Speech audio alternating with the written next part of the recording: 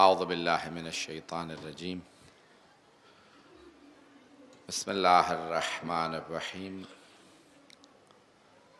الحمد للہ الذی نور قلوب العارفین بنور معرفتہ واثبت فؤاد انبیائہ واولیائہ بقصص الانبیاء والمرسلین وأكمل إيمان المسلمين والمؤمنين بولاية علي أمير المؤمنين عليه السلام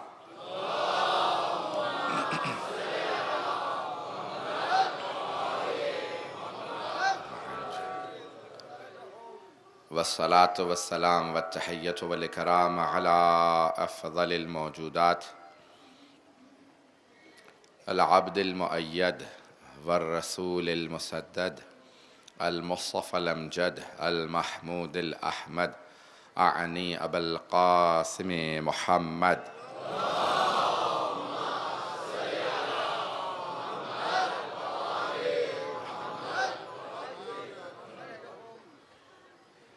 وعلى روحه ونفسه وصهره ووصيه سيد الأتقياء والأصفياء مولا الموالي امام المتقين علي بن ابي طالب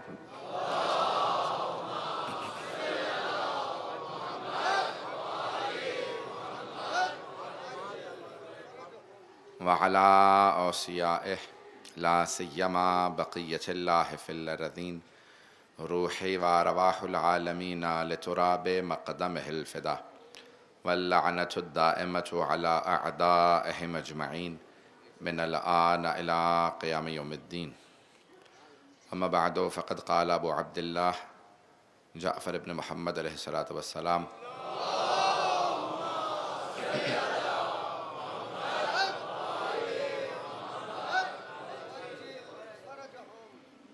اعرف العقل وجنده والجهل وجنده تهتدوا صلوات على محمد وآل محمد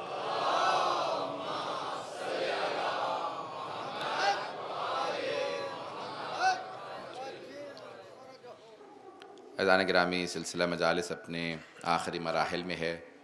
کل کی مجلس شب عاشور کی ہے، پھر پرسوں شام غریبہ ہوگی اور 11 محرم کو سلسلے کی آخری مجلس ہے۔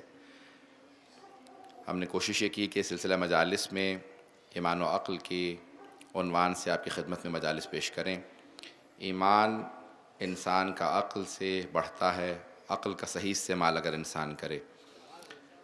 اگر انسان اپنی عقل کا صحیح استعمال نہ کرے تو انسان اپنے کو بھی نقصان پہنچاتا ہے اور دوسروں کو بھی نقصان پہنچاتا ہے۔ آج اس مجلس میں میری کوشش یہ ہوگی کہ ایمان کے ذریعے دو چیزوں کو آپ کے سامنے پیش کروں، دو پہلوؤں کو پیش کروں۔ ایک پہلو جو مختلف اذکار کے ذریعے، مختلف تسبیحات کے ذریعے آپ اپنے ایمان میں اور عقل میں اضافہ کر سکتے ہیں، ایک پہلو یہ پیش کروں گا۔ دوسرا وہ کہ کون سے عملی اقدام کیے جا سکتے ہیں جن سے انسان کے ایمان و عقل میں اضافہ ہو سکتا ہے۔ پہلا پہلو جو ہے وہ انسان کیا کر سکتا ہے؟ علامہ طباطبائی سے کسی نوجوان نے لکھا کہ آقا میں پڑھتا ہوں یونیورسٹی میں، جتنی کوشش کرتا ہوں گناہوں پہ قابو نہیں پا پاتا، مجھے کوئی ایسا عمل بتائیں، میں نماز بھی پڑھتا ہوں کہ میں بعمل بن جاؤں، میرے ایمان میں اضافہ ہو۔ تو انہوں نے کہا ہر رات سورہ حشر کی تلاوت کرنا۔ جو بھی پابندی سے ہر رات سورہ حشر کی تلاوت کرے گا تو یہ سورہ خود بخود اسے راہ راست پہ لے آئے گا، ایمان میں بھی اضافہ ہوگا، عقل بھی بڑھتی چلی جائے گی۔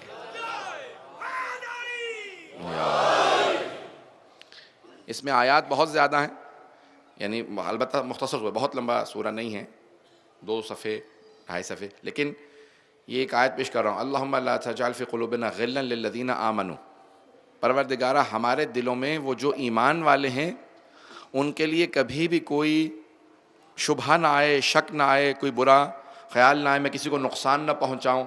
جب انسان دعا یہی پڑھے سورہ کے اندر بھی کہ میرے دل میں پروردگارہ کبھی اہل ایمان کے لیے کوئی بری بات نہ آئے، تو اللہ خود بخود اس کے ایمان میں بھی اضافہ کرتا رہے گا، اس کی عقل میں فہم و فراست میں بھی اضافہ کرتا رہے گا۔ انسان کو اپنا ایمان بڑھانا چاہیے۔ نماز کی پابندی واجب ہے، لیکن کچھ ایسی چیزیں ہیں جن سے انسان کو بے انتہا اس کے ایمان میں اضافہ ہوتا ہے، ایمان بڑھتا چلا جاتا ہے۔ سب سے جو مؤثر ذکر ہے قرآن کے بعد وہ ہے صلوات۔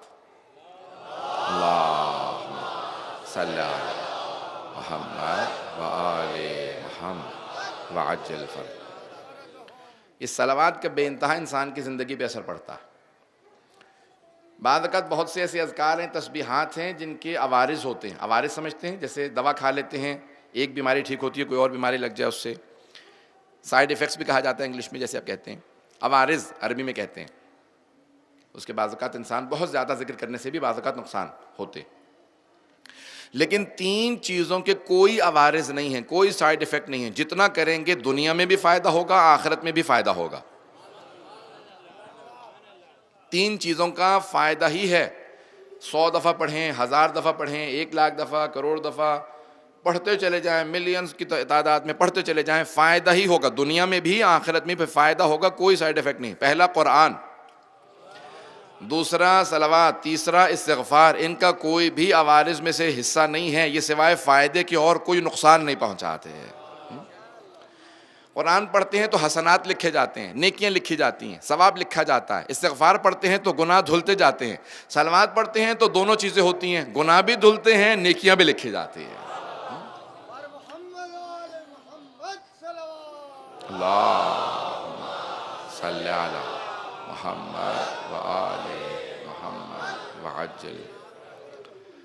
عزیزان گرامی، انسان کی زندگی کے اندر صلوات کا بہت اچھا دخل ہے۔ جو بھی کثرت سے صلوات پڑھے گا، اب میرے بہت بڑے ایک استاد اور میں نے ایک بہت بڑے عارف ہیں، ان کی بھی دیکھا ہے، اب ان کا انتقال ہو چکا ہے، خدا غریق رحمت کرے، وہ کہتے تھے ہمیشہ کہ کبھی بھی آپ اپنے اندر محسوس کریں پریشانیوں میں بہت زیادہ گھر گیا ہوں، ہر طرف سے پریشانیاں آ رہی ہیں، تو وہ کہتے ہیں جتنی زیادہ پریشانیاں آ رہی ہیں اتنا ہی زیادہ صلوات بھی پڑھتے چلے جائیں۔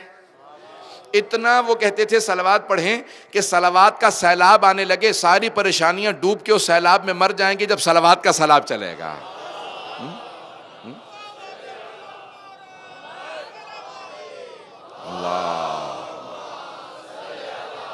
محمد وعجل فرج۔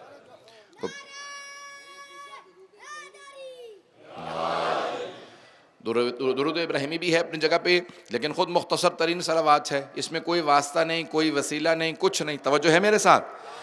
ائمہ کی افضلیت کی یہ صلوات ہی دلیل ہے۔ اللہم صلی علی محمد وآل محمد، یہ نہیں کہہ رہے کسی کے دلیل کے ذریعے، کسی کے وسیلے کے ذریعے، نہیں، پروردگارہ تو درود بھیج محمد پہ اور ان کی آل پہ، بیچ میں کوئی بھی نہیں ہے۔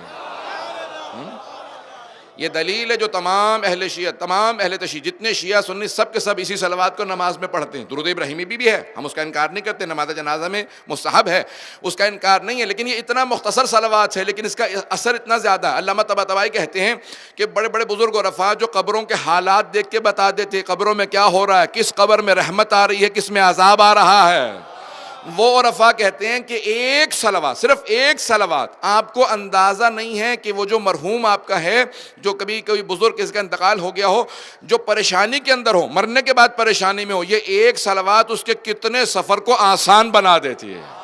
ایک صرف صلوات، ہمیں اندازہ ہی نہیں ہے اس کے ثواب کا، اس کی عظمت کا، تو اس لیے زندگی کے اندر ایمان و عقل دونوں کو بڑھانے کے لیے جس نیت سے پڑھیں گے صلوات، اسی نیت کا آپ کو اثر ہوگا۔ اللہم صلی علی محمد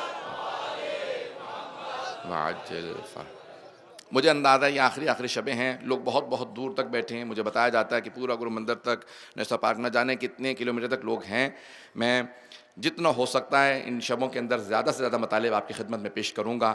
میں جانتا ہوں کہ لوگ عقیدت سے آ رہے ہیں، محبت سے، آل محمد کی مودت میں آ رہے ہیں، بی بی کو پرسہ دینے آ رہے ہیں، ان کے بیٹے کا اور تمام شہداء کا زیادہ سے زیادہ مطالب پیش کر رہا ہوں۔ عزیزان گرامی، جتنا ہو سکے اپنی زندگی میں صلوات کی عادت بنائیں۔ اکثر ہمارے بزرگ اساتید علماء کہتے تھے 40 کے بعد ہو ہی نہ کوئی انسان، دنیا میں 40 کے بعد کوئی ایسا انسان نہ ہو جو صلوات کی عادت نہ بنائے۔ کہ اس کے بعد انسان کی اگر دعا قبول ہوتی ہے تو صلوات ہی کی وجہ سے ہوتی ہے۔ دلیل کیا ہے؟ میں آیت پیش کر رہا ہوں۔ دلیل کیا ہے؟ کسی بھی حالت میں درود اور جو صلوات ہے یہ رد نہیں ہے، کسی بھی حالت میں۔ آپ لوگوں نے گھبرا کے سنا اس جملے کو. کسی حالت میں درود و صلوات رد نہیں ہے, کسی حالت میں بھی. کوئی گنہگار بھی پڑھتا ہے تو رد نہیں ہوتی, کیونکہ یہ وہ عبادت ہے جس میں خود خالق شریک ہے. ان اللہ و ملائکتہ یصلون علی النبی, اللہ اور اس کے ملائکہ نبی پہ درود بھیجتے ہیں. یا ایھا الذین آمنوا, اے ایمان والو, صلوا علیہ وسلموا تسلیما.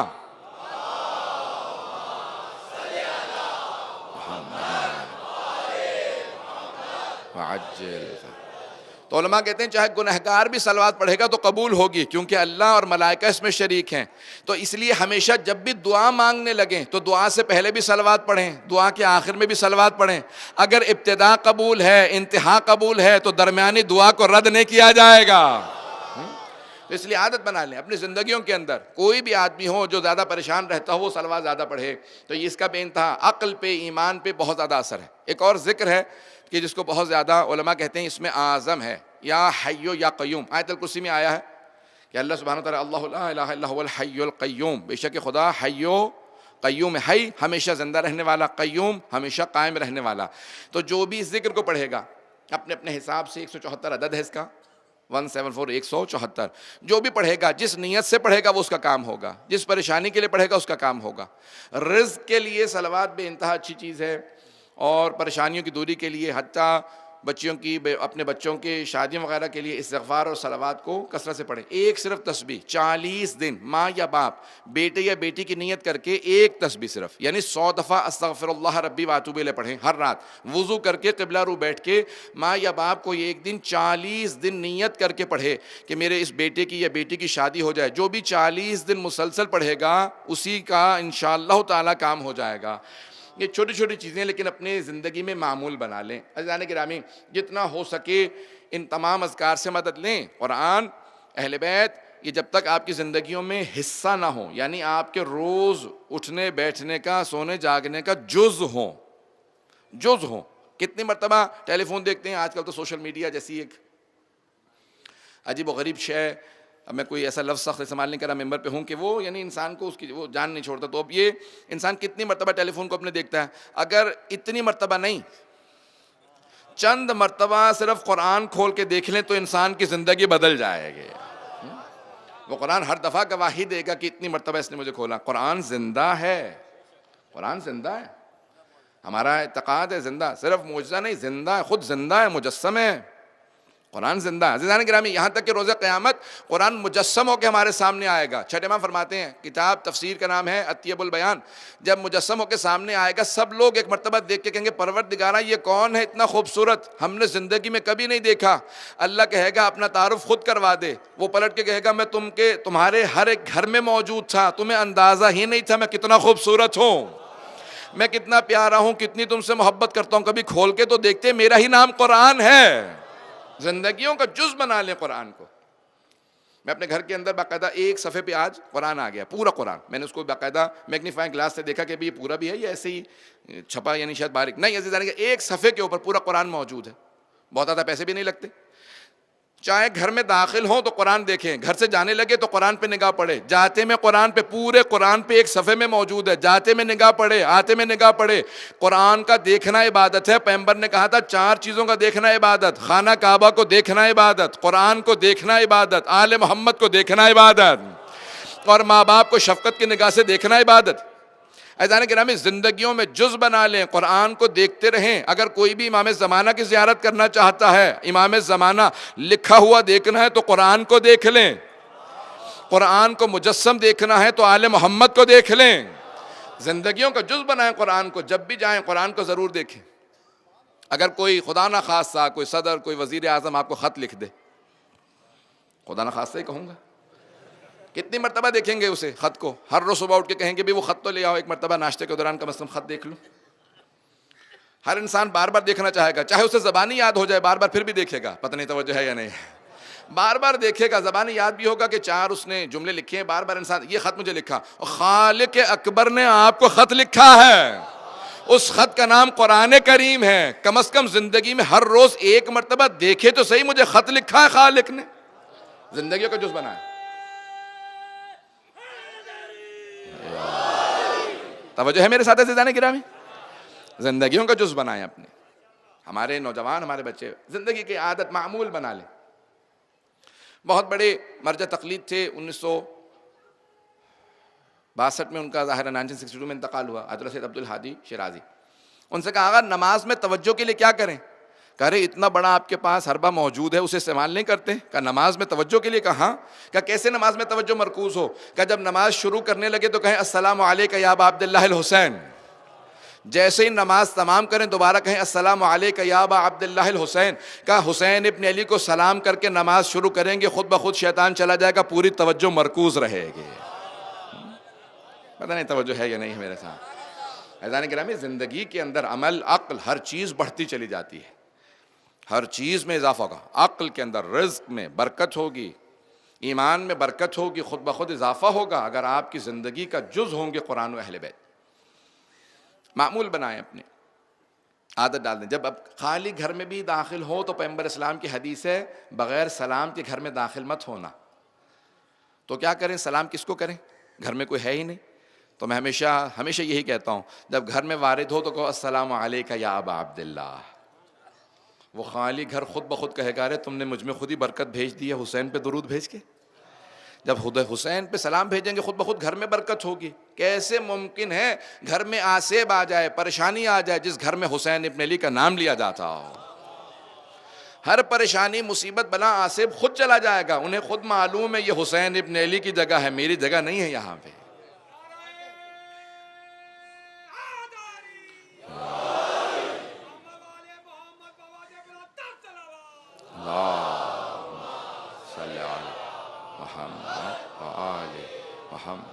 وعجل. میں نے توجہ ہے نا عزیزان کرام؟ میں نے کہا کہ صرف 2 پہلوؤں کو پیش کرنا چاہتا ہوں آج. ایک کہ جو آپ عملی اقدام کر سکتے ہیں، اور دوسرے جو اذکار ہیں. یہ اذکار زندگی کا جز بنا لیں. بہت آسان ہے، چلتے پھرتے بھی انسان پڑھ سکتا ہے، ذکر کر سکتا ہے، کام میں مشغول ہو. جناب فضا کنیز جناب سیدہ ہیں، ان سے پوچھا کہ کوئی بتائیے جناب سیدہ سے متعلق بات. کہا میں اس بی بی سے متعلق کیا کہہ سکتی ہوں کہ جو میں نے اپنی آنکھوں سے دیکھا ہے کہ بی بی پوری رات عبادت کرتی تھی. دن میں سوچتی تھی اب یہ کیسے کام کریں گی، تو بی بی کی آنکھیں بند ہوتی تھی، چکی چل رہی ہوتی تھی، کھانا بن رہا ہوتا تھا، پھر بھی زبان سے تسبیح جاری ہوتی تھی. جناب فضا جو مسلسل گھر میں ہوتی تھی، کہا میں نے اپنی آنکھوں سے دیکھا بی بی جو پوری رات اپنے بابا کے ساتھ عبادت کرتی تھی، دن میں اگر آرام بھی کرتی تھی تو چکی بھی چل رہی ہوتی تھی، کام بھی، اور کیا جھولا بھی جھولا رہی ہیں جناب سید الشہداء کا، اور زبان سے تسبیح مسلسل جاری رہتی تھی. اللہ اکبر. ماننے والے اہل بیت کے کیسے ہوں گے جو ان کی عظمت کے ہمارا عقیدہ یہ ہے کوئی بھی اہل بیت جیسا بن بھی نہیں سکتا. سلام علیہ اللہم صلی علی محمد و آل محمد. عزیزان گرامی، اپنی زندگیوں کے اندر ان اذکار کے ذریعے، ان تسبیحات کے ذریعے تبدیلی لے کے آئے. ایمان و عقل دونوں، فہم و فراست دونوں. یا من لا یخفی علیہ ذرۃ فی العالمین، جوشن کبیر، جس کے 100 بند ہیں، ہر بند میں 10 اللہ کے نام ہیں. دیکھیں آپ کو وہ ہدایاں دی ہیں اہل بیت نے جو کسی اور کے پاس نہیں ہیں سوائے اہل بیت کے ماننے والوں کے پاس. روایت میں ہے کہ جب اگر کوئی دنیا سے چلا جاتا ہے، اس کے کفن کے اوپر جب کفن ڈال دیں، اس کے بعد پھر ایک کفنی جس کو کہتے ہیں ہم لوگ، کپڑا جس پہ لکھا ہوا سورہ یاسین لکھی ہو، جوشن کبیر لکھی ہو، وہ ساتھ میں دفنا دیں تو صرف اس سورہ یاسین اور جوشن کبیر کے ناموں کے صدقے میں اس پہ عذاب نہیں آئے گا. ارے گناہوں کو لے کے جا رہے ہیں تو ساتھ میں جوشن کبیر بھی ساتھ لے جائیں. پتہ نہیں توجہ ہے یا نہیں. گناہوں کے ساتھ اگر جوشن کبیر جائے گی تو عذاب آتے میں 100 مرتبہ سوچے گا جوشن کبیر موجود ہے. کیسے قبر میں عذاب آئے گا جہاں جوشن کبیر موجود ہو.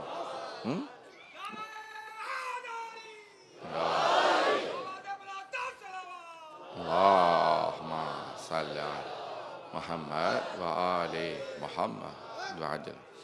معصوم فرماتے ہیں ہم نے ہر چیز کا حل تمہیں بتا دیا ہے، عمل کرنا تمہارا کام ہے. یہ ہمارا کام ہے کہ ہم عمل کریں. یہاں تک کہ خود چھٹے امام علیہ السلام اپنے بیٹے حضرت اسماعیل کا جب انتقال ہو گیا ان کی زندگی میں، تو ان کا جب کفن پہ کہا کہ ذرا زعفران لا دو، اپنے ہاتھ سے لکھا اللہم ان اسماعیل کھانا یشود پروردگارہ میں کہتا ہوں کہ اسماعیل گواہی دیتا تھا، میرا بیٹا اسماعیل گواہی دیتا تھا کہ کوئی معبود نہیں سوائے اللہ کے، محمد اللہ کے رسول ہیں، علی اللہ کے ولی ہیں، اور یہ سب کے سب امام ہیں۔ یہ گواہی عزیزان گرامی، یہ خود دلیل ہے کہ 12 اماموں تک حضرت اسماعیل مانتے تھے کہ حلوائی ہے نا مجھ سے اور زیادہ، تو حضرت اسماعیل جو خود مانتے تھے۔ امام نے کہا کہ یہ رکھ دو، کہا مولا یہ آپ کی تحریر کا قبر میں اثر ہوگا؟ کہا کیسے ممکن ہے کہ ہم لکھیں قبر میں اثر نہ ہو؟ کہا وہ آنے والے فرشتے جانتے ہیں کس کی تحریر آ رہی ہے۔ عزیزان گرامی، ناموں کا لکھنا کتنا اثر ہے۔ مرحوم کو صرف نام دہرائیں، مرحوم کی قبر کے اندر نام لکھے ہوں 12 اماموں کے 14 معصومین کے، کیوں اثر نہیں ہوگا؟ بڑے بڑے بزرگ صحابہ نے کہا کہ یا رسول اللہ کو تحریر لکھ دیں میرے قبر میں، میرے کفن میں ہو۔ عزیزان گرامی، ائمہ کے نام، یہ کتنے اثرات ہیں۔ مرنے کے بعد کسی کو یاد نہ ہو یا ہو، آپ کو زندگی میں تو یاد ہے، کم از کم اتنا کپڑا رکھ لیجئے جس کے اندر یہ نام لکھے ہوں، اور وصیت کر دیجئے جب مجھے دفنایا جائے تو ان ناموں کو میرے سینے پہ رکھ دیا جائے، آنے والے دیکھیں گے کتنا گنہگار ہے لیکن کتنے بڑے نام لے کے آیا۔ عزیزان گرامی، اتنی بڑی بڑی ہمارے پاس سفارشیں موجود ہیں، یہ دنیاوی سفارشیں چھوڑ دیں، آل محمد جیسی بڑی سفارش موجود ہے، نہیں پہنچا پایا۔ اللہم صلی علی محمد وآل محمد وعجل فرجہ، اللہم صلی علی محمد۔ عزیزان گرامی، کسی دنیا والے سے کام کہتے ہیں، وہ کام کر دیتا ہے، کبھی نہیں کرتا، لیکن ہم جن کے پاس سفارش لے کے جاتے ہیں، شفاعت کے لیے کہتے ہیں، وہ کبھی رد نہیں کرتے۔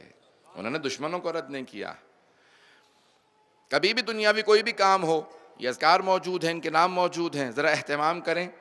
آپ خود دیکھیں آپ کی زندگیوں کے اندر کتنی تبدیلی آتی ہے، ایمان اور عقل دونوں چیزوں میں اضافہ ہوتا ہے ان سے وابستگی کے ساتھ۔ اب آئیں ذرا کچھ عملی میں آپ کے لیے پیغام دینا چاہتا ہوں کہ عملی جو آپ نے اپنی زندگی کے اندر حل لے کے آنے، سننا پسند فرمائیں گے سب لوگ؟ اب مجھے توجہ چاہیے مجمع کی، میں نے کچھ اذکار پیش کر دی ہیں، اگر کل انشاءاللہ ہو سکا تو مکمل کر دوں گا بحث کو، اور کچھ عملی اقدام۔ اگر کسی میں بخل ہو تو مولا سے پوچھا کہ مولا اب آپ نے بتا دیا بخل بری چیز ہے، بخل سب سمجھتے ہیں، بخیل ہونا یعنی کنجوسی ایک لفظ ایک عام طور پہ استعمال ہوتا ہے کہ انسان راہ خدا میں کچھ دیتے ہوئے اسے کچھ محسوس ہونے لگے کہ ایسا نہ ہو کہ میرا ہارٹ اٹیک ہو جائے، راہ خدا میں کچھ دے دوں گا، جسے کہتے ہیں بخل۔ مومن میں بخل نہیں ہوگا، بخیل نہیں ہوگا، مومن سخی ہوگا، توجہ ہے، مومن سخی ہوگا، شجاع ہوگا، عادل ہوگا، مومن عادل ہوگا، سخی ہوگا، شجاع ہوگا۔ معصوم سے پوچھا اور کیا ہوگا؟ کہا عقل مند ہوگا۔ مومن کی خود بخود مختلف علامات ہیں، جتنی علامات زیادہ ہوں گی اتنا ہی اس کا رتبہ مقام زیادہ ہوگا، تو بخیل نہیں ہوگا۔ کہا مولا اب آپ نے کہہ دیا کہ بخیل نہیں ہوگا، اب اگر مجھ میں بخل پایا جاتا ہے تو میں کیا کر سکتا ہوں؟ مولا نے کہا اس کا علاج تو کر سکتے ہو۔ نہیں ایسے نہیں، مجمع میرے ساتھ ہو۔ مولا نے کہا اگر بیمار ہوتے ہو تو بیماری کا علاج کرتے ہو یا بیماری چھوڑ دیتے ہو؟ کہ بیماری یہ میرے ساتھ ہے، بیماری مجھے کھا جائے؟ کہا نہیں مولا، فوراً جاتا ہوں، طبیب کے پاس جاتا ہوں، حکیم کے پاس جاتا ہوں کہ میری بیماری دور ہو جائے۔ کہا جس طرح جسمانی بیماریوں کا علاج کرتے ہو ویسے اخلاقی بیماریوں کا بھی علاج کرو۔ کہا مولا کس طرح سے علاج کروں؟ اگر بخیل ہوں اس کا علاج کیا ہے؟ مولا نے کہا پہلے ہی دن تم سخی نہیں بن جاؤ گے، 1 پیسہ دے کے صدقہ خیرات کرنا، پھر 10 پیسے دینا، پھر 20 پیسے دینا، آہستہ آہستہ عادت بن جائے گی۔ اب تو پیسے ختم ہو گئے ہوں گے، روپے ہی رہ گئے پاکستان میں، روپے سے شروع کرنا۔ پہلے دن 10,000 کا فیصلہ نہ کرنا، جب جانتے ہو کہ میں اینٹ نہیں اٹھا سکتا تو پتھر سے کنکر سے شروع کرو، پھر اینٹ کی نوبت آئے گی۔ بخل کو دور کرنے کے لیے اللہم صلی علی محمد۔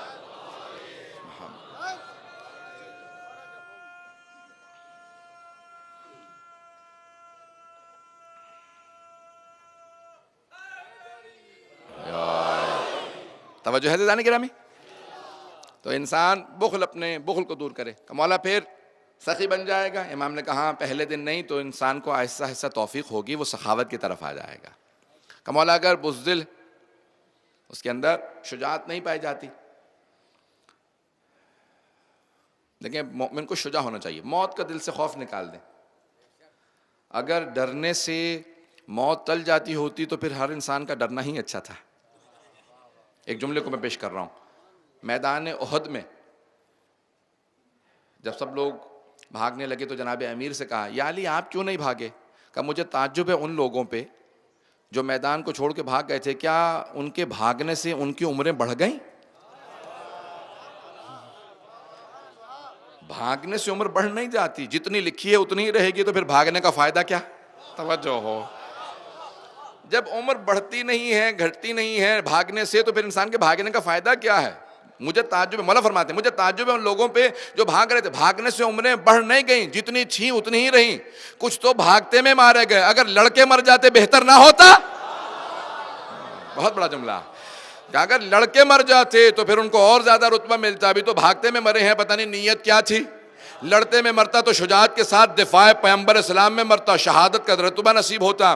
پھر کہا کہ مولا آپ کیوں نہیں بھاگے، ذرا اور تفصیل سے بیان کریں۔ کہ پہلے ان سے پوچھو جو بھاگ گئے تھے، پوچھا بھئی کیوں بھاگے؟ کہ کسی مردود نے اعلان کر دیا تھا ماتا محمد، محمد مارے گئے، تو ہم نے سوچا اب لڑنے کا فائدہ کیا جب پیغمبر اسلام ہی نہیں رہے۔ کہا یا علی اب آپ بتائیے آپ کیوں نہیں بھاگے؟ جب میں نے سنا نا کہ رسول خدا مارے گئے تو میں نے کہا اب جینے کا فائدہ ہی نہیں ہے۔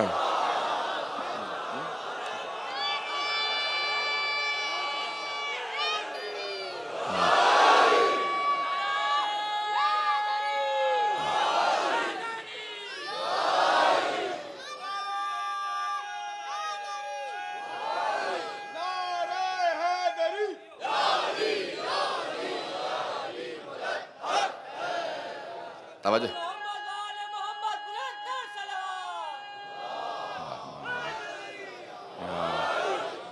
توجہ ہے زیادہ گرام ہے، اوروں میں اور جناب امیر میں یہ فرق ہے، وہ اب لڑنا نہیں چاہتے کیونکہ پیغمبر نہیں رہے، مولا کہتے ہیں میں جینا نہیں چاہتا کہ پیغمبر نہیں رہے۔ امیر المؤمنین کا عشق رسالت بہت بلند ہے۔ اب یہ حدیث سمجھ میں ضرور آ جائے گی کہ پیغمبر اسلام فرماتے ہیں اے عمار، اے ابو ذر، اگر میرے تمام صحابہ ایک وادی میں جا رہے ہوں، علی اکیلے دوسری وادی میں جا رہے ہوں، تو اس طرف چلے جانا جہاں علی جا رہے ہوں۔ عظمت جناب عزیزان کرام، مولا فرماتے ہیں آج پہلے دن انسان شجاع نہیں بن سکتا، تو کہا مولا کس طرح سے شجاعت پیدا ہو؟ کہا آہستہ آہستہ اپنے آپ کو یقین دلاؤ کہ میں بقا کے لیے نہیں آیا ہوں، فنا کے لیے آیا ہوں۔ کہا مولا اس کا کیسے یقین ہو؟ کہا قبرستان جاؤ گے خود سمجھ میں آ جائے گا۔ توجہ ہو، قبرستان جاؤ گے خود سمجھ میں آ جائے گا، قبرستان میں دیکھو گے، دیکھو کتنے بعض اوقات تم سے بھی جو بھی جائے گا اپنے سے کم سن کو وہاں پائے گا، نہیں پہنچا پایا بات۔ مولا فرماتے ہیں جو بھی قبرستان جائے گا اپنے سے کم سن کو وہاں پہ پائے گا۔ جب جناب زکریا نے جناب یحییٰ اپنے بیٹے سے پوچھا کہ بیٹا کیا بات ہے، ابھی آپ صرف 13-14 برس کے ہیں، اتنا گریہ کرتے رہتے ہیں، مسلسل روتے رہتے ہیں، ابھی سے کیوں رو رہے ہیں؟ کہا بابا جب بھی قبرستان جاتا ہوں وہاں پہ دیکھتا ہوں مجھ سے بھی کم سن موجود ہیں، تو خوش ہونے کا فائدہ کیا ہے؟ میں جینے کے لیے نہیں آیا ہوں، میں آخرت کے لیے آیا ہوں۔ کہا بیٹا میں یہی دیکھنا چاہتا تھا، میں نبی ہوں، اللہ نے تجھے بھی نبوت دی ہے یا نہیں ہے؟ وَآتَيْنَاهُ حُكْمًا صَبِيًّا، اللہ کہتا ہے ہم نے بچپنے سے انہیں حکمت دے کے بھیجا تھا۔ حکمت و دانائی عقل و ایمان والا وہ ہے جو آخرت کے لیے تیار ہو، دنیا کے لیے نہ بس جائے۔ ہمیں آخرت کے لیے بنایا گیا، دنیا کے لیے نہیں بنایا گیا۔ یہ نہیں ہے کہ اب دنیاوی کام نہیں چھوڑ نہ دیں، لیکن یہ نہ ہو کہ دنیا ہی کے اندر دل لگا کے بیٹھ جائیں۔ ہمیں آخرت کے لیے بنایا گیا۔ عقل مند وہ ہے، با ایمان وہ ہے جو آخرت کے لیے تیار ہو۔ توجہ ہے مجمع کی؟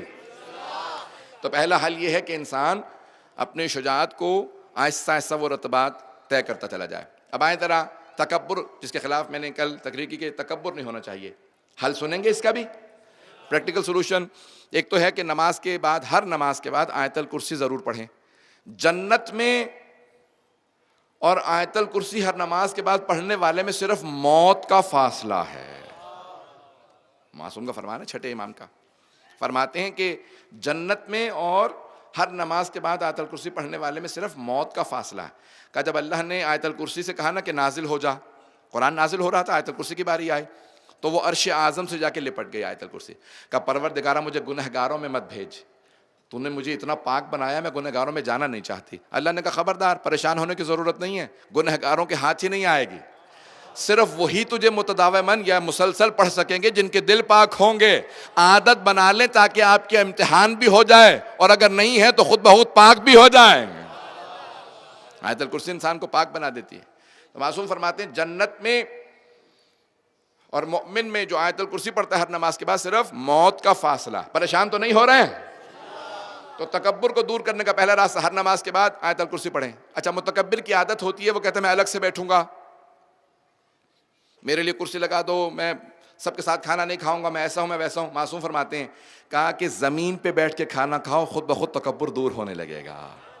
اللہ اکبر. دسترخوان بچھاؤ زمین پہ، تکبر دور ہوگا. پھر کہا مولا کوئی اور حل؟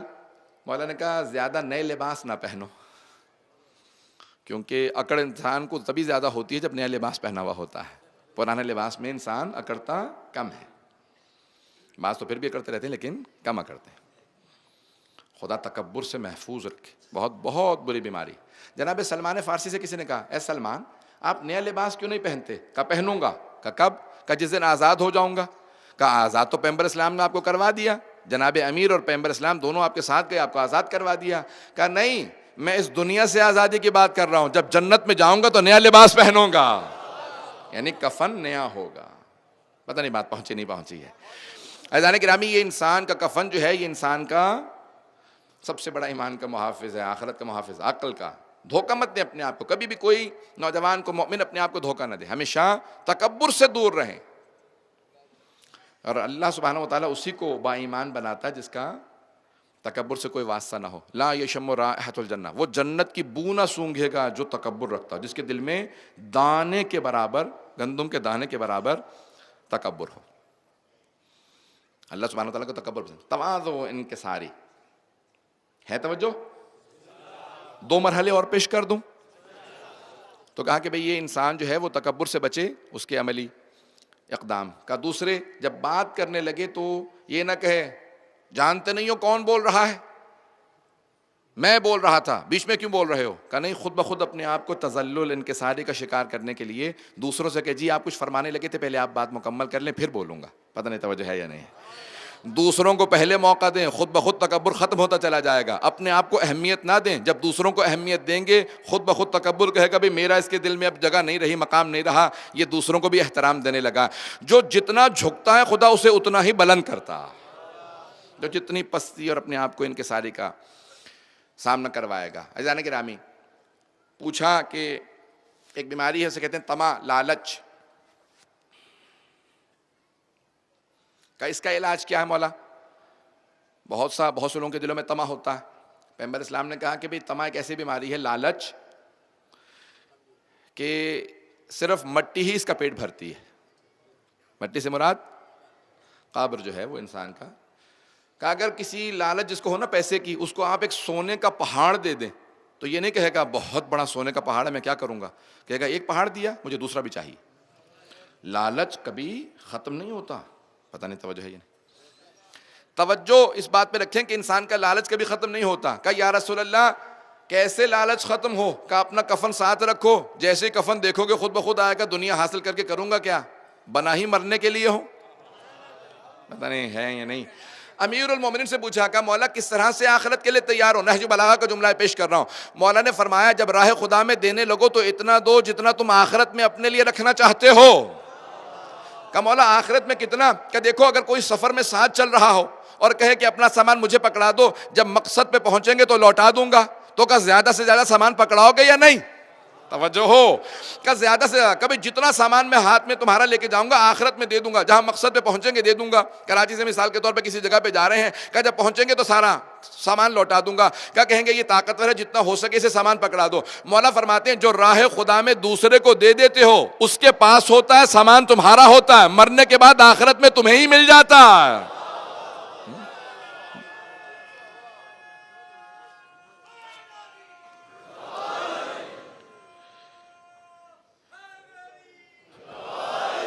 توجہ ہے عزیزان گرامی. انسان کبھی بھی لالچ نہ کرے، طمع نہ کرے. یہ ایک ایسی بیماری ہے کہ جس سے انسان کو سوائے نقصان کے اور کچھ نہیں ہوتا. جناب امیر علیہ السلام بے انتہا سخی الاسخیاء تھے، بے انتہا.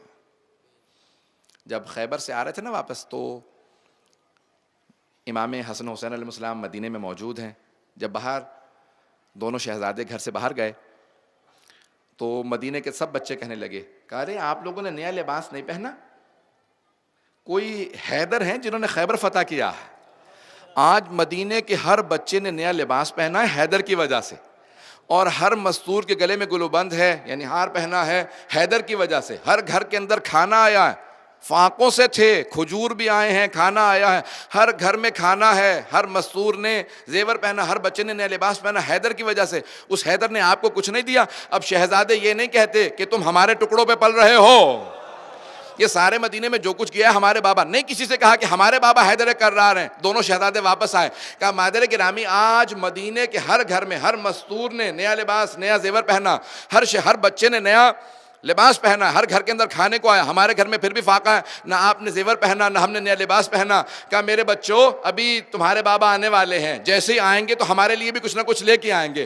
جیسے ہی جناب امیر علیہ السلام آئے تو جناب سیدہ نے فوراً سر اٹھا کے دیکھا، دونوں شہزادے دیکھنے لگے، کہا مولا ہمارے لیے کیا لے کے، بابا ہمارے لیے کیا لے کے آئے ہیں؟ جناب سیدہ نے کہا اے ابا الحسن ہمارے لیے کیا لے کے آئے ہیں؟ مولا نے ایک مرتبہ دیکھا، آنکھوں میں آنسو آئے، سر جھکا لیا، کہا سب سے زیادہ مجھے ہی ملا تھا، یہ میں نے ہی تقسیم کیا ہے، لیکن سیدہ جب میں مدینے پہنچا تو فقراء مدینہ میرے سامنے کھڑے ہو گئے، کہا یا علی ہمیں کچھ نہیں ملا، ہم جنگ میں نہیں گئے تھے، جو کچھ لایا تھا ان میں تقسیم کر آیا ہوں، آپ کے لیے کچھ نہیں لا سکا۔ جب ایک مرتبہ سر جھکانے لگا کچھ نہیں لے کے آیا، جناب سیدہ نے کہا اے ابا الحسن اگر آپ سب کچھ لے آتے تو ہمیں اتنی خوشی نہ ہوتی جتنی اب ہو رہی ہے کہ آپ سب کچھ تقسیم کر آئے۔ مجھے فخر ہے کہ میں آپ کی زوجہ ہوں۔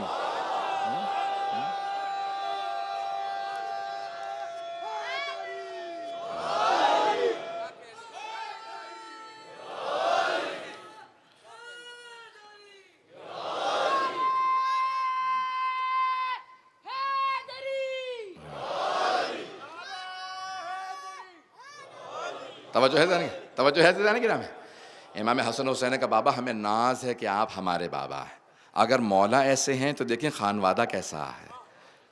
نہیں بات کو پہنچا سکا جناب، اگر آج کوئی اور سے زوجہ ہوتی کہتی کہ نہیں ہمیں پرواہ نہیں ہے کہ لوگوں کو کیا دے کے آئے ہیں، ہمیں تو چاہیے تھا نیا لباس زیور چاہیے تھا۔ جناب سیدہ کی عظمتوں پہ ہماری لاکھوں روح قربان، بی بی کی زبان پہ ایک شکوہ نہیں آیا، کہا مجھے افتخار ہے کہ میں آپ کی زوجہ ہوں، آپ جو کچھ ملا تھا تقسیم کرائے۔ امام حسن حسین کہتے بابا ہمیں بہت خوشی ہے، ایمان اور عقل دونوں کے لیے انسان اکیلا نہیں سفر کر سکتا، دوسروں کو بھی ساتھ لے کے چلنا پڑتا ہے، گھر کو، خانوادے کو، دوستوں کو، سب کو با ایمان بنانا پڑتا ہے۔ جب سب با ایمان ہوں، آخری شبیں ہیں، جناب علی اکبر کی سخاوت بہت زیادہ مشہور ہے۔ قدیم الایام میں اگر کوئی آدمی چاہتا تھا نا کہ کوئی بھی آ کے دروازے پہ کھانا مانگ سکتا ہے تو وہ آگ جلا دیتا تھا، جب دھواں اٹھتا تھا تو لوگ سمجھ جاتے تھے کہ یہاں پہ دعوت ہے، کوئی انسان کھانے کو مانگ سکتا ہے۔ جناب علی اکبر مسلسل دن رات آگ جلائے رکھتے تھے، کبھی بھی کوئی آ کے دروازے پہ دستک دے کے کھانا مانگ سکتا ہے، بہت سخی تھے، سخاوت بہت بڑی صفت ہے، بہت شجاع تھے، علم میں تقوی، شجاعت، سخاوت، اور کیوں نہ ہو خون حسین ابن علی ہیں۔ دیکھیں اولاد کی محبت انسان کی فطرت میں ہے، لیکن اگر اولاد بہت زیادہ باعمل ہو، بہت خوبصورت ہو، تمام صفات کی مالک ہو تو پھر محبت بہت زیادہ بڑھ جاتی ہے۔ ایسا ہے یا نہیں ہے؟ محبت بہت زیادہ بڑھ جاتی ہے۔ چھٹے امام سے پوچھا کہ مولا دنیا کی سب سے خوشی کی چیز کیا ہے؟ سب سے زیادہ کس بات پہ انسان کو خوشی ہوتی ہے؟ مولا نے کہا اگر انسان کے اولاد ہو اور وہ بیٹا جو جوان ہو جائے وہ ہمیشہ آنکھوں کے سامنے چلتا پھرتا رہے تو ماں باپ کو اس سے زیادہ کسی بات پہ خوشی نہیں ہوتی کہ جوان بیٹا ہے، خوبصورت ہے اور آنکھوں کے سامنے چلتا رہتا ہے۔ کہ دنیا کی سب سے بڑی خوشی ان ماں باپ کو تب ہوتی ہے جب جوان بیٹا ہو اور ہمیشہ آنکھوں کے سامنے۔ کہ مولا پھر دنیا کے سب سے بڑے مصائب کیا ہیں؟ کہ وہی جوان بیٹا جب ماں باپ کی آنکھوں کے سامنے مر جائے تو اس سے بڑا کوئی مصائب نہیں ہے دنیا کا۔ اگر میں پیش کر پاؤں آج کہ آج کی شب بانیان مجالس نے جناب علی اکبر علیہ السلام کا پرسہ پیش کرنا ہے، اور یہ پرسہ صرف جناب سیدہ کو نہیں دیا جائے گا۔ مولا آپ کے جتنے جوان ہیں ان کی جوانیاں سلامت رہیں، آج جناب سیدہ کو بھی پرسہ دینا ہے. آج میں تھوڑا سا تفصیل سے پڑھنا چاہ رہا ہوں، اگر تھوڑا سا وقت زیادہ لوں گا تو ساتھ رہیے گا. آج کس کس کو پرسہ دینا ہے؟ ہم شکل پیغمبر ہیں جناب علی اکبر. ایک آدمی یہودی تھا، اس نے خواب دیکھا، بہت زیادہ پریشان تھا، دعائیں مانگ رہا تھا پروردگارہ پریشانی حل کر دے. تو خواب میں دیکھا کہ رسول اسلام آئے.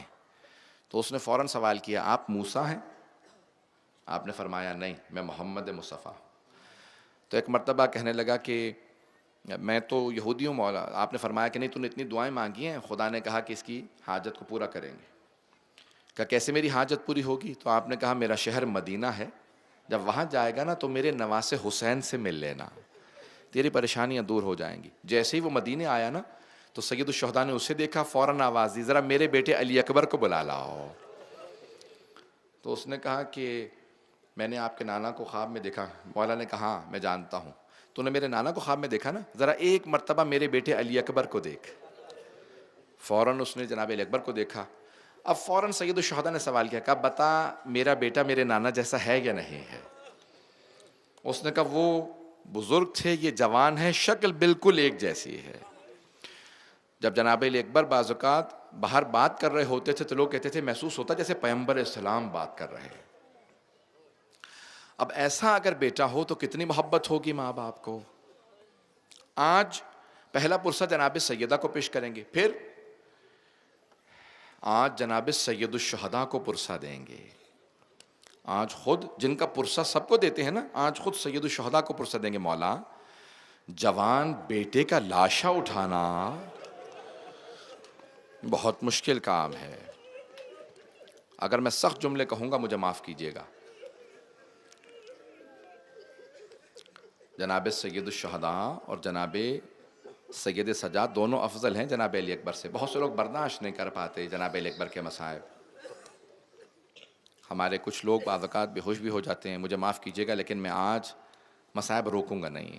آج اس ہستی کے مصائب کو مجھے پیش کرنا ہے کہ روایات میں ہے، جناب سکینہ بنت الحسین کہتی ہیں کہ 6 مرتبہ میرے بابا بلند آواز سے روئے. 6 مرتبہ. ایک جب جناب علی اکبر کو دستار باندھ رہے تھے، دوسرے جب انہیں بھیج رہے تھے، تیسرے جب وہ گھوڑے سے گرے، چوتھے جب لاشا اٹھایا. میں کیسے پیش کروں گا آپ کے سامنے؟ 5ویں جب لاشے کو واپس لے کے آئے، جب برچھی لگی، کتنے مقامات پہ. میں آیت اللہ جعفر شوشتری، بہت بڑا نام ہے ہمارے حوزے کا، آیت اللہ شیخ جعفر شوشتری، وہ کہتے ہیں امام حسین کی ایک شہادت نہیں ہے، متعدد شہادتیں ہیں، ایک نہیں ہے شہادت. کہ حسین کی پہلی شہادت تب ہوئی تھی جب جناب علی اکبر کو بھیجا تھا. وہ کہتے ہیں کہ دوسری شہادت کب ہوئی؟ جب جناب علی اکبر کے برچھی لگی تھی. اور تیسری شہادت تب ہوئی تھی جب لاشے پہ پہنچے تھے. اولاد والے بیٹھے ہیں، شاید برداشت نہ کر پائیں. آج ذرا کچھ دیر کے لیے میرے ساتھ کربلا چلیے گا. صبح عاشور ہے، 10 محرم ہے، فجر کا وقت ہے. جناب سید الشہداء نے کہا علی اکبر آپ اذان دے دیجئے. اب مولا تو خیمے سے باہر تھے نا، کہا اذان دے دیجئے. خیموں کے اندر کون کون ہے؟ بیبیاں ہیں. ایک مرتبہ جناب علی اکبر نے کہا اللہ اکبر. میرا دل کہتا ہے سب سے پہلے جناب زینب روئی ہوں گی. دوسرے اللہ اکبر پہ جناب لیلا نے مصلی چھوڑا ہوگا. تیسرے اللہ اکبر پہ جناب سکینہ نے کہا ہوگا اماں کتنا درد ہے بھیا علی اکبر کی اذان میں. اجرکم اللہ. بس بھئی اذان دی جناب علی اکبر نے، صبح فجر کی نماز پڑھائی سید الشہداء نے. ایک ایک مرتبہ اصحاب جانے لگے، قربانیاں دینے لگے، اور شہداء جتنے بھی تھے سب کے لاشیں جناب سید الشہداء خود اٹھاتے تھے، ہر شہید کا. میں نے خود روایات میں دیکھا جب جناب عباس نے کہا نا آقا مجھے مہلت دیں میں لاشا اٹھا لیتا ہوں، جوان بھی تھے جناب عباس زیادہ، کہا نہیں عباس اس نے مجھ پہ قربان ہوا، یہ میرے پہ قربان ہوا، میں خود اس کا لاشا اٹھاؤں گا. ہر شہید کا لاشا اٹھا رہے ہیں. یہاں تک کہ کسی نے کہا جناب سعید جو سب سے بوڑھے شہید ہیں نا میدان کربلا کے، 100 سال سے 3 سال کم ہے، 97 برس کے ہیں، کہ مولا میں آپ پہ قربان ہونا چاہتا ہوں. کہا آپ چل تو سکتے نہیں ہیں، قربان کیسے ہوں گے؟ کہ مولا مجھے محروم نہ رکھیے گا. میں قربان ہونے آیا ہوں. کہا جب میں نماز پڑھوں گا سامنے کھڑے ہو جائیے گا. سب کے سب شہادتیں دے رہے ہیں, لیکن ایک ایسا وقت آیا ظہر کا وقت کہ جناب علی اکبر آیا. کہا بابا اجازت ہے, میں جہاد کے لیے جانا چاہتا ہوں. جانتے ہیں کیا مطلب تھا؟ بابا اجازت ہے, میں مرنے کے لیے جا رہا ہوں. ایک مرتبہ جناب سید الشہداء نے آنکھیں بھر کے دیکھا. دیکھیں واجب سے امام روک نہیں سکتے. جناب علی اکبر پہ جہاد واجب تھا, جوان تھے. تو مولا نے فوراً کہا کہ بیٹا میری طرف سے اجازت ہے, لیکن آپ کو 3 اور ہستیوں سے اجازت لینی ہے. میں وہ تینوں اجازتیں پیش کرنا چاہ رہا ہوں, اگر برداشت کر پائیں. اگر آپ لوگ برداشت کر پائے تو پھر میں شہادت پڑھوں گا. تو پہلے جناب سید الشہداء سے اجازت لی. مولا نے کہا میری اجازت ہے, جائیے خیمے میں جا کے. پہلے آئے کس کے پاس؟ امام سجاد علیہ السلام کے پاس. کون سے امام؟ جو ایک چٹائی پہ لیٹے ہوئے تھے. کیا نقشہ پیش کروں گا آپ کے سامنے. بیمار تھے نا اس وقت. کیوں اللہ نے بیمار کیا تھا؟ تاکہ امامت بچ جائے. اگر دیکھ سکے تو میری طرف دیکھیے گا. ہاتھ جوڑ کے 2 جملے پیش کر رہا ہوں. جناب علی اکبر نے ہاتھ کو چومنا شروع کیا. ہاتھوں کو چومتے ہوئے پیشانی تک آئے. جب پیشانی کا بوسہ دیا نا, آنسو بہ رہے تھے.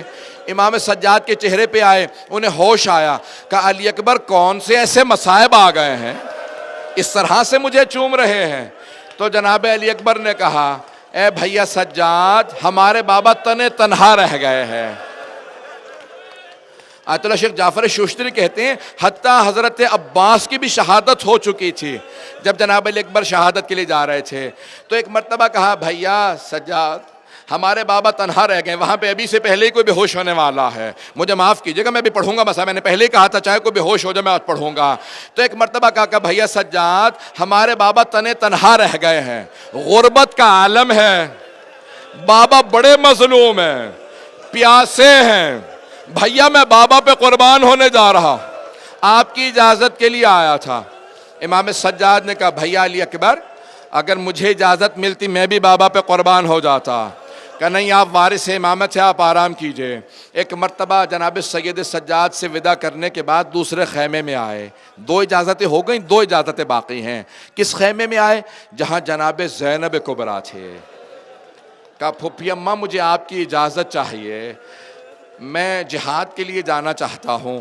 جناب زینب ایک مرتبہ اٹھیں, صدقہ دینے لگیں, پیار کرنے لگیں. کہا بیٹا علی اکبر, میں نے صرف پالا ہے, ماں سے اجازت لے لو, ذرا لیلا سے اجازت مانگ لو. کہا پھوپھی اماں میں ماں کے پاس جاؤں گا, لیکن کیونکہ آپ کا رتبہ زیادہ ہے پہلے آپ کے پاس آیا. جناب زینب نے کہا میری طرف سے اجازت ہے. اب میں کیسے پیش کروں گا, کیسے آئے جناب علی اکبر جناب لیلا کے پاس. آیت اللہ سید مرتضیٰ مبرقعی نے 24 حوالے دیے ہیں کہ جناب لیلا کیسے ان سے اجازت مانگی ہے, کیسے ایک ماں سے اجازت مانگی ہوگی. میں اس سے پہلے کہ آپ کے سامنے پیش کروں, میں صرف روک کے ایک جملہ کہوں گا کہ اگر ایک جوان بیٹا دیر سے گھر آئے, ماں کتنی مرتبہ دروازے پہ جاتی ہے, نہ جانے کہاں رہ گیا میرا لال, نہ جانے کہاں رہ گیا. اور اگر جوان بیٹا آ کے کہے اماں میں مرنے جا رہا ہوں, کیا حالت ہوگی ماں کی. جناب علی اکبر خیمے میں آئے, کہا اماں اجازت ہے, میں جہاد کے لیے جانا چاہتا ہوں. تو جناب لیلا نے کہا بیٹا میں تو آپ کو دیکھ کے زندہ ہوں, میں جی رہی ہوں آپ کی وجہ سے. علی اکبر میں آپ کے بغیر جی نہیں پاؤں گی, علی اکبر میں آپ کے بغیر نہیں زندہ رہ سکتی. صراحتاً نہیں کہا کہ میں اجازت نہیں دیتی, لیکن اس طرح سے کہا کہ میں آپ کے بغیر زندہ نہیں رہ سکتی, یعنی مت جائیے. تو جناب علی اکبر نے ایک جملہ کہا کہ اماں اب میں اجازت نہیں مانگوں گا, لیکن اماں میں ایک بات کہنا چاہتا ہوں. جناب لیلا نے کہا کہ بیٹا کیا بات ہے. کہا اماں اگر روز قیامت میری دادی فاطمۃ الزہرا نے آپ سے سوال کر لیا, لیلا میرا حسین تو مارا گیا تھا, تو نے اپنے علی اکبر کو روک لیا تھا, اماں کیا جواب دیجئے گا میری دادی زہرا کو. جناب لیلا رونے لگی. کہ علی اکبر میں سمجھ گئی بیٹا, میں نے اجازت دی, بیٹا تیرے بابا کا مقام زیادہ ہے, علی اکبر میری طرف سے اجازت ہے. حمید ابن مسلم اہل سنت کا راوی ہے, شیعہ نہیں ہے, مقتل نویس ہے. وہ کہتا ہے صرف ایک ایسا شہید کربلا ہے, جب خیمے کے اندر گیا نا تو جتنی مرتبہ باہر آنے کے لیے خیمے کا پردہ اٹھاتا تھا اتنی مرتبہ پردہ گر جاتا تھا۔ میں نے خود حسین ابن علی سے پوچھا کیا بات ہے، علی اکبر باہر کیوں نہیں آتے؟ کہا جب باہر آنے لگتے ہیں کبھی ماں لپٹ کے روتی ہے، کبھی پھوپھیاں لپٹ جاتی ہیں، کبھی بہنیں کہتی ہیں بھیا مت جاؤ۔ ایک چھوٹی بچی نے کہا بھیا علی اکبر چچا عباس گئے تھے نہیں آئے۔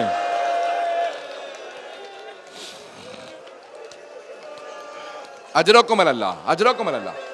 ابھی میں نے شہادت نہیں پڑھی، میں نے صرف 4 وداعیاں پڑھی ہیں۔ حمید ابن مسلم کہتا ہے میں نے خود دیکھا اپنی آنکھوں سے، حسین ابن علی خیمے میں گئے اور ایک مرتبہ کا دعینا ایک چھوڑ دو علی اکبر کو باہر آ لینے دو۔ ایک مرتبہ جناب سید الشہداء بازو تھام کے علی اکبر کو باہر لے کے آئے، کہا علی اکبر اب میں پیش کر رہا ہوں جناب سید الشہداء نے کیسے وداع کیا۔ کہا بیٹا علی اکبر 7 سال کے تھے آپ نے سر پہ امامہ باندھنا شروع کیا، دستار باندھتے ہیں نا عرب میں ہے، 7 سال کے تھے جب پہلی مرتبہ، لیکن بیٹا جب آپ 7 برس کے ہوئے نا تو زینب نے کہا میں دستار باندھوں گی، بڑے ہوئے ماں نے کہا میں دستار باندھوں گی۔ علی اکبر میں ہمیشہ سوچا کرتا تھا ایک دن میں بھی علی اکبر کے دستار باندھوں گا۔ علی اکبر آپ ذرا گھٹنوں پہ بیٹھ جائیں میں آپ کے دستار باندھوں، اگر دیکھ سکے میری طرف دیکھیے گا۔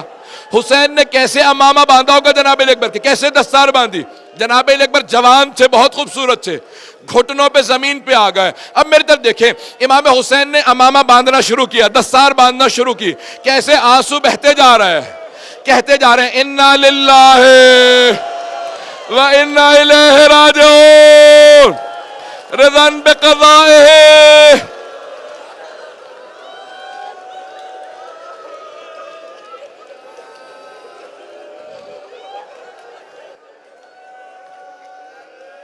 انا للہ و انا الیہ راجعون۔ میں پوری شہادت نہیں پڑھوں گا، میں نے اندازہ لگا لیا آپ برداشت نہیں کر پائیں گے، لیکن آپ کو واسطہ جناب علی اکبر کا 2 سے 4 منٹ 5 منٹ مجھے میرا ساتھ دے دیں گے، اگر سنیں گے مصاحب جناب علی اکبر کے۔ بس بھئی جناب سید الشہداء نے دستار پہنا دی، زرہ پہنائے، کہا علی اکبر بس ایک میری بات یاد رکھنا، جب تک جنگ شروع نہ ہو جائے بیٹا مڑ مڑ کے مجھے چہرہ دکھاتے رہنا، میں آپ کے چہرے کو دیکھتا رہوں، میں آپ کے چہرے کو دیکھتا رہوں۔ راوی کہتا ہے جناب علی اکبر سوار ہوئے، جب سوار ہو گئے نا تو اپنے گھوڑے کو تیزی سے چلایا، کہا جیسے جیسے گھوڑے کی رفتار تیز ہو رہی تھی ویسے ویسے امام حسین تیز سے پیچھے چل رہے تھے۔ جناب علی اکبر نے غور نہیں کیا بابا پیچھے آ رہے ہیں، ایک مرتبہ گھوڑے کو روکا، کہا ابھی جنگ شروع ہونے والی ہے، کہا آخری مرتبہ بابا کو چہرہ دکھا دوں۔ جیسے ہی مڑ کے پیچھے دیکھا، کیا دیکھتے ہیں امام حسین پیچھے آ رہے ہیں۔ غیرت نے برداشت نہیں کیا، کہا بابا مت آئے میرے پیچھے، بابا رک جائیے مت آئے۔ امام حسین نے کہا علی اکبر آپ سمجھ نہیں سکتے میرے کلیجے پہ کیا بیت رہی ہے۔ علی اکبر آپ کا اگر کوئی جوان بیٹا ہوتا پھر آپ کو سمجھ میں آتا میرے سینے پہ کیا بھی۔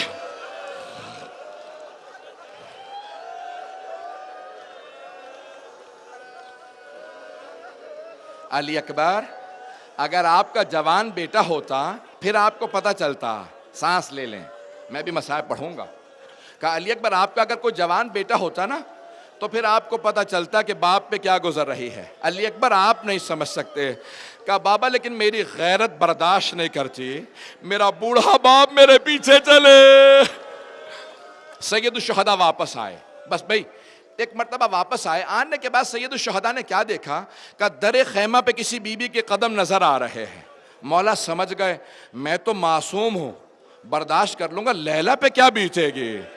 واپس آئے، کہا لیلا میں نے اپنے نانا رسول خدا سے سنا ماں کی دعا بیٹے کے حق میں قبول ہوتی ہے، لیلا خیمے میں جا کے علی اکبر کے لیے دعا مانگے۔ کہا مولا کیا دعا مانگوں گا، بس ایک دعا مانگنا، علی اکبر ایک مرتبہ واپس آ کے مجھ سے مل لے۔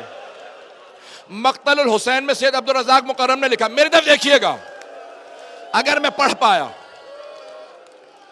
میرے طرف دیکھیں گے، سید عبدالرزاق مکرم نے ان کے مقتل الحسین کے حاشیے پہ ہے، جناب لیلا خیمے میں گئیں، مصلی بچھایا، بالوں کو بکھرایا، ہاتھوں کو بلند کیا، جملہ کہا یا رادہ یوسف الی یعقوب و اسماعیل الی ہاجرہ، او یوسف کو یعقوب سے ملانے والے، او اسماعیل کو ہاجرہ سے ملانے والے، ایک مرتبہ علی اکبر کو حسین سے ملا دے۔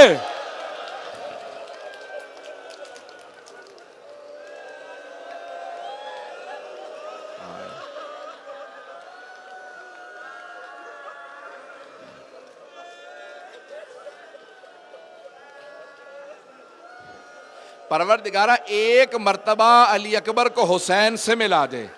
جناب علی اکبر نے 200 یزیدیوں کو فنار کیا، واپس آئے اور آنے کے بعد کہا بابا سینے میں بہت تکلیف ہے، بابا زبان بہت زیادہ خشک ہے، اگر کوئی آخری وقت میں جوان بیٹا ماں باپ سے کوئی فرمائش کرے نا اور فرمائش کے پورے ہونے سے پہلے مر جائے تو ماں باپ کو موت بھول جائے گی لیکن فرمائش نہیں بھولے گی۔ میرے بچے نے آخری وقت میں مجھ سے کچھ مانگا تھا، جناب علی اکبر نے کہا بابا اگر تھوڑا سا پانی مل جاتا میں جنگ کر کے بتاتا میں علی کا پوتا ہوں۔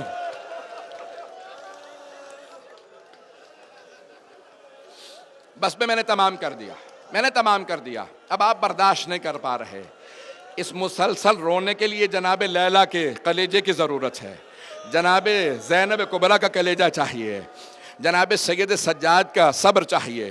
آخری جملے سن لیجئے، میں نے سارا مصائب چھوڑ دیا، پوری شہادت نہیں پڑھوں گا۔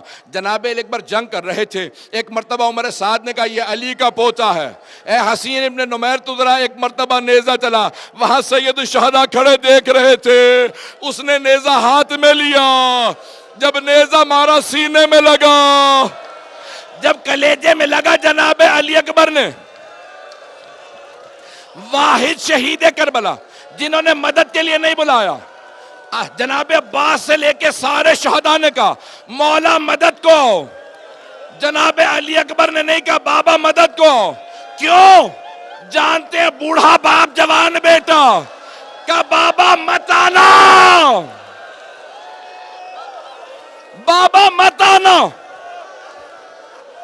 بابا میرے لاشے پہ مت آنا، بابا میرے جد رسول خدا آ گئے، میرے دادا علی مرتضی آ گئے، آپ مت آنا، لیکن پھر بھی میرے مولا آئے۔ نہیں پڑھ پا رہا، اس سے آگے مجھ سے پڑھا نہیں جا رہا، لیکن میں معافی چاہوں گا، اے جناب علی اکبر مجھے معاف کر دیا اگر میں سارے مصائب نہ پڑھ پاؤں آپ کے۔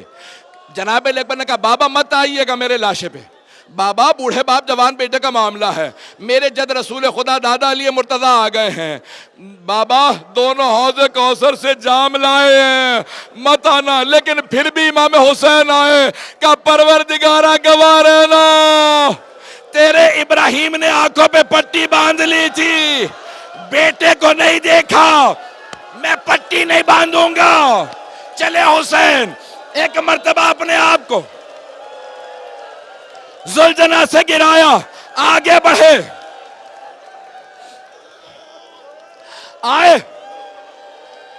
آئے جناب سید الشہداء، کہاں پہ آئے؟ جناب علی اکبر کے لاشے پہ، اٹھا کے سینے سے لگایا۔ ایک راوی کہتا ہے جب آ رہے تھے، شیخ حر عملی نے لکھا، دونوں گھٹنے زمین پہ تھے، کوہنیاں زمین پہ تھی، بار بار کہہ رہے تھے یا علی یا علی یا علی مجھے بلاؤ۔ میرا دل کہتا علی اکبر کو یاد نہیں کر رہے تھے، نجف والے اپنے بابا علی سے کہہ رہے تھے بابا ذرا آ کے دیکھو، جوان بیٹے کا لاشا اٹھانا بڑا مشکل ہے۔ ختم ہو گیا مسائل، زیارت برآمد کروا دیں، لیکن 2 جملے میں کہہ دوں، اجرکم اللہ، میں نے تمام کر دیا، اب آپ لوگ بھی برداشت نہیں، نہ میرے سینے میں طاقت ہے پڑھ سکوں، نہ آپ میں طاقت ہے سن سکیں، نہ آپ میں سننے کی طاقت نہ مجھ میں پڑھنے کی طاقت۔ جب سینے سے لگایا نا سید الشہداء نے جناب علی اکبر کو، تو جناب علی اکبر نے کہا آہ، جب کہا نا آہ تو جناب سید الشہداء نے پوچھا بیٹا کیا بات ہے؟ کہا بابا ظالم نے برچھی مار کے پھل میرے سینے میں رہنے دیا ہے، میرے کلیجے میں برچھی کا پھل باقی ہے۔ کہا بیٹا میرا ہاتھ اپنی برچھی پہ رکھ دو۔ جناب علی اکبر زمین پہ ہیں، مولا حسین نے دونوں گھٹنے زمین پہ رکھے، ایک ہاتھ سینے پہ رکھا، دوسرا برچھی پہ رکھا، ایک مرتبہ برچھی کو کھینچا، کلیجہ ساتھ نکلا، جناب علی اکبر نے ایڑیاں رگڑی، کہا بابا خدا حافظ، میری ماں کو سلام کہہ دینا۔ والی اکبر، والی اکبر، واہ حسین، واہ مظلومہ۔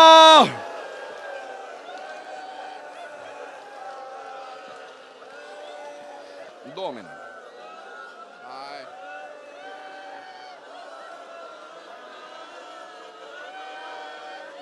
پانی میں۔